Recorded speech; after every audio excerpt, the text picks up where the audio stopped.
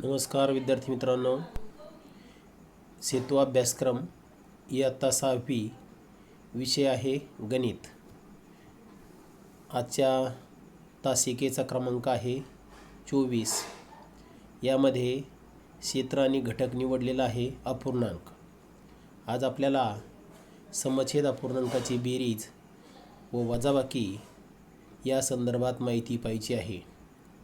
तर मागच्या तासिकेला आपण अपूर्णांकाचा लहान मोठेपणा कसा ठरवायचा हे शिकलेलो आहोत। त्यासाठी आपल्याला एक नमुना उदाहरण दिलेलं आहे। 1 नंबरचं उदाहरण आपण पाहूयात। 5/7 आणि 9/7 या दोन अपूर्णांकाचा लहान मोठेपणा आपल्याला ठरवायचा आहे।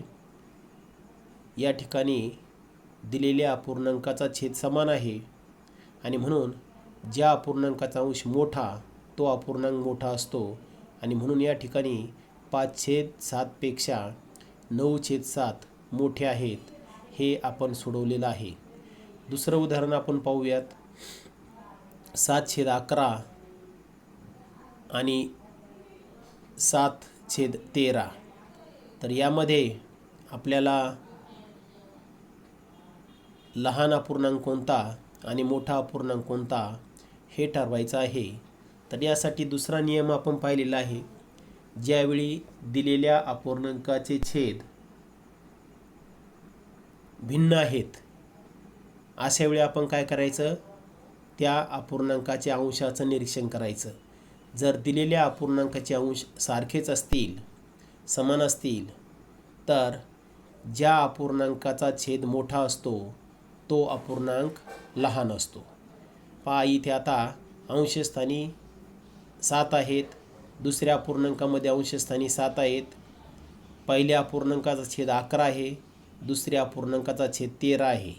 म्हणजे दुसऱ्या अपूर्णांकाचा छेद मोठा आहे। जर अंश समान असतील तर ज्या अपूर्णांकाचा छेद मोठा असतो तो अपूर्णांक लहान असतो आणि म्हणून 7/11 पेक्षा 7/13 हे लहान आहेत। हा भाग आपण कालच्या तासिकेला पाहिलेला आहे। त्या नियमांची उजळणी व्हावी म्हणून मुद्दामच आपण या दोन उदाहरणांचा अभ्यास या ठिकाणी केलेला आहे। तर आता या ठिकाणी आपल्याला आणखी एक उदाहरण दिलेलं आहे।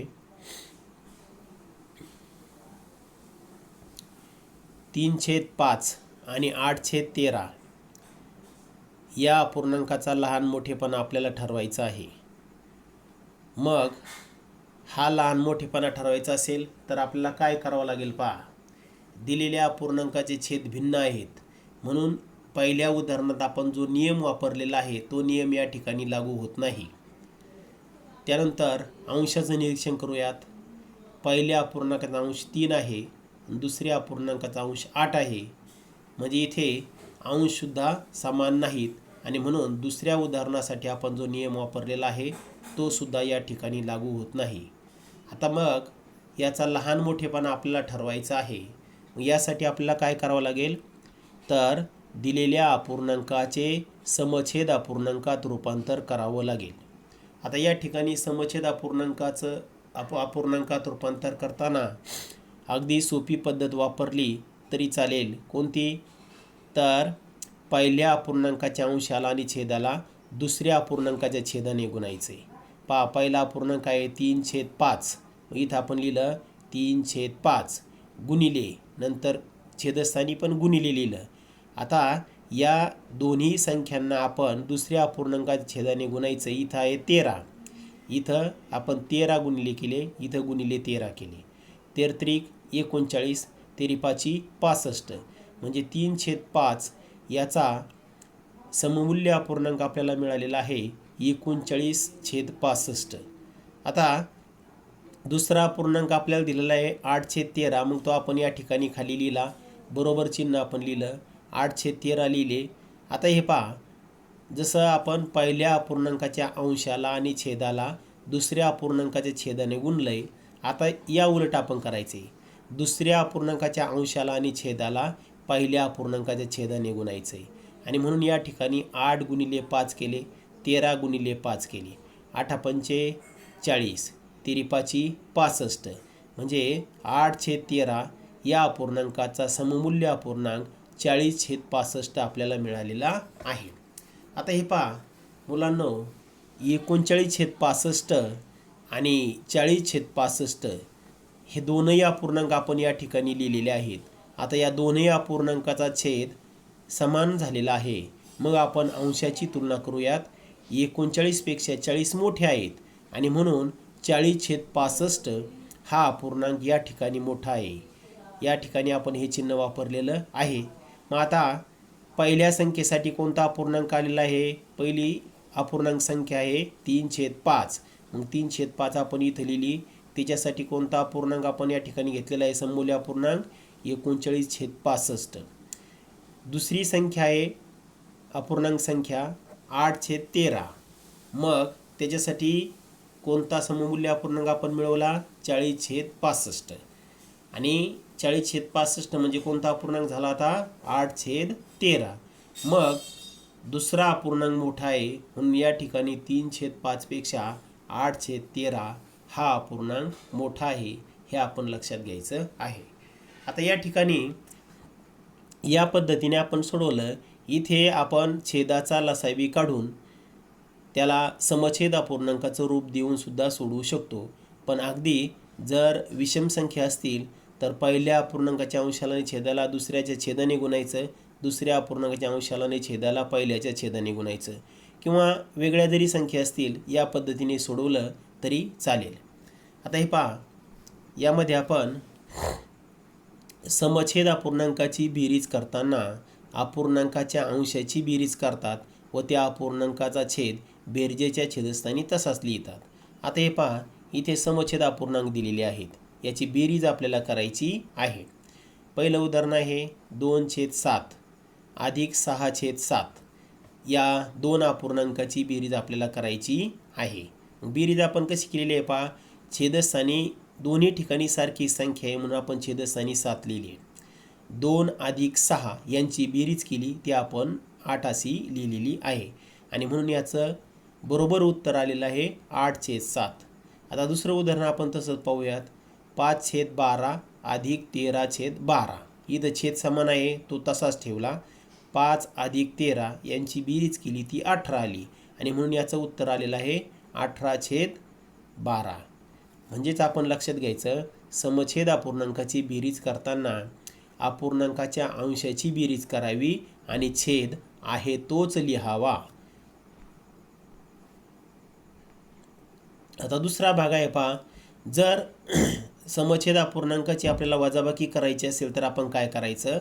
तर दोन समछेद अपूर्णांकाची वजाबाकी करताना त्या अपूर्णांकाच्या अंशाची वजाबाकी अंशस्थानी लिहून छेदस्थानी दिलेल्या अपूर्णांकाचा छेद तसाच लिहावा. तर यासाठी आपण पुढच्या पानावरचं उदाहरण पाहणार आहोत.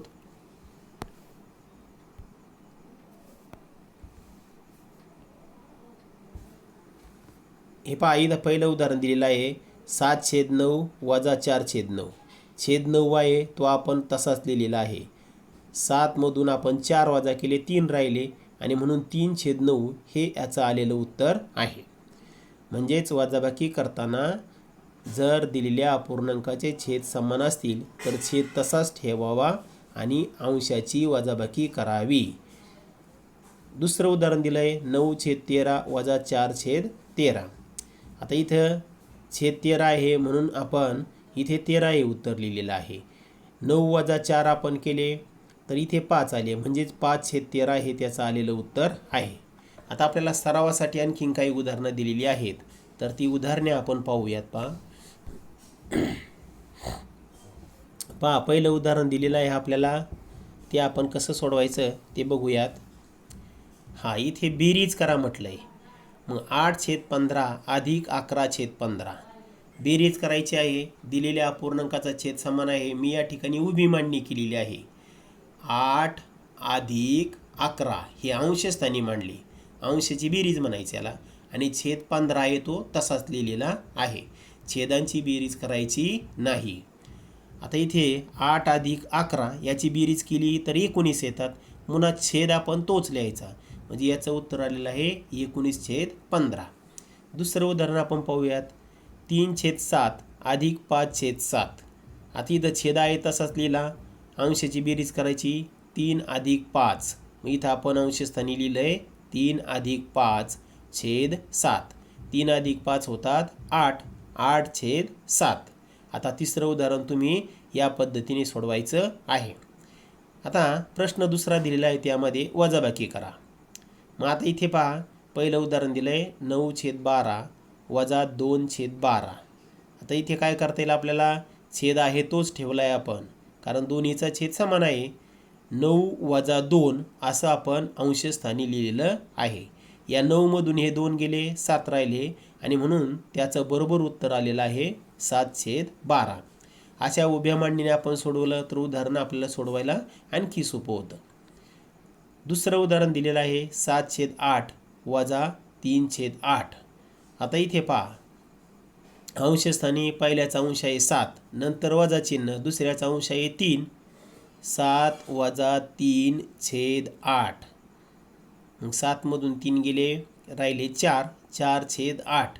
आता या आलेल्या अपूर्णांकाला आपण संक्षिप्त रूप दिलं तरी चालेल आणि आपल्याला जर पुढं सोडवायचं नसेल तर आपण इथपर्यंतच थांबायचं आहे.